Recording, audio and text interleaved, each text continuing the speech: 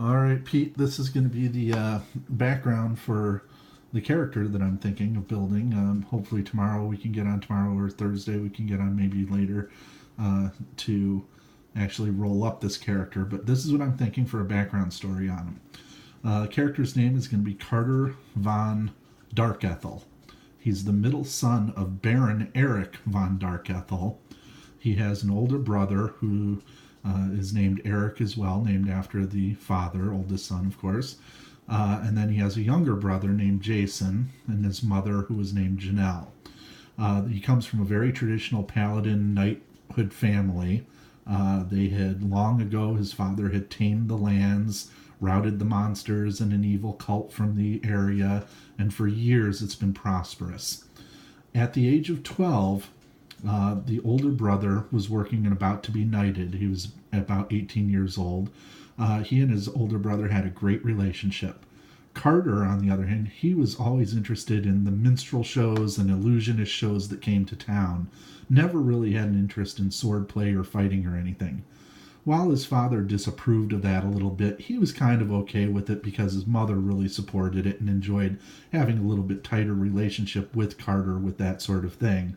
So dad, would rather he be a sword fighter knight, but he didn't really think too much of it. And besides, he had the older brother to really, take on his name.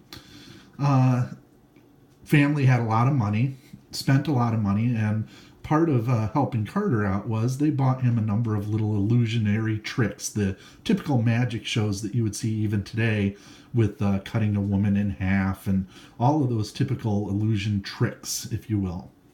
Well, one day when he was ready to put on his first major show for his family and the local community, right before he began the show, he bumped into a small, thin man wearing a colorful rainbow-stitched robe.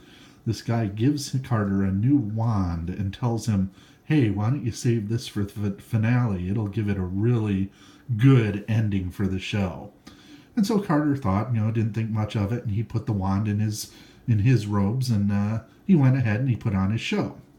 Well, his last act was to have a volunteer get in a cabinet, and he was going to make them disappear.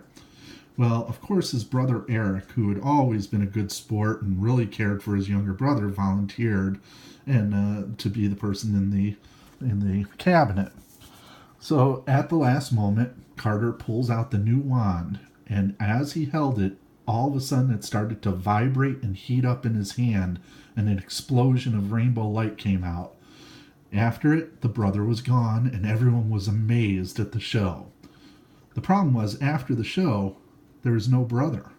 Couldn't find him. Eric couldn't find him. It didn't go through, or Carter couldn't find him. It didn't went through the normal channels, and he couldn't find him anywhere. People started to get angry. Nothing. Couldn't find him.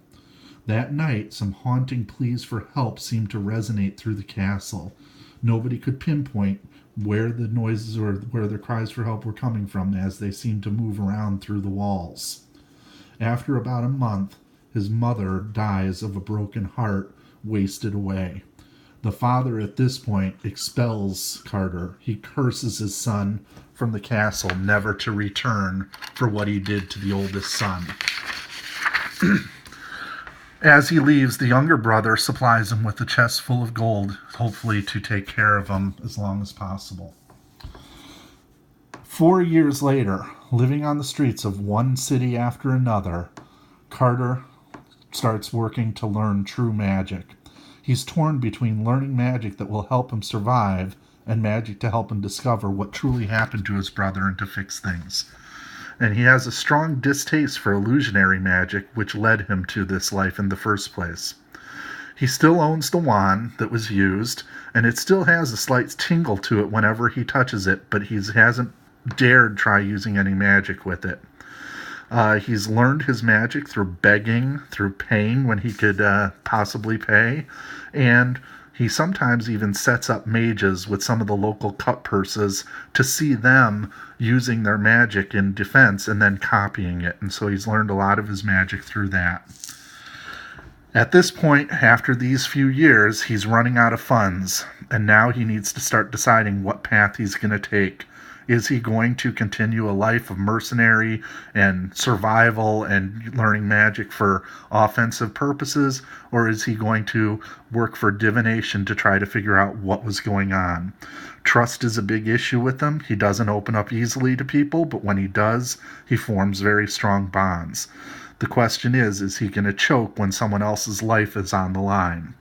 And at this point, he's 15, 16 years old, and he's learning magic on his own, and that's his backstory.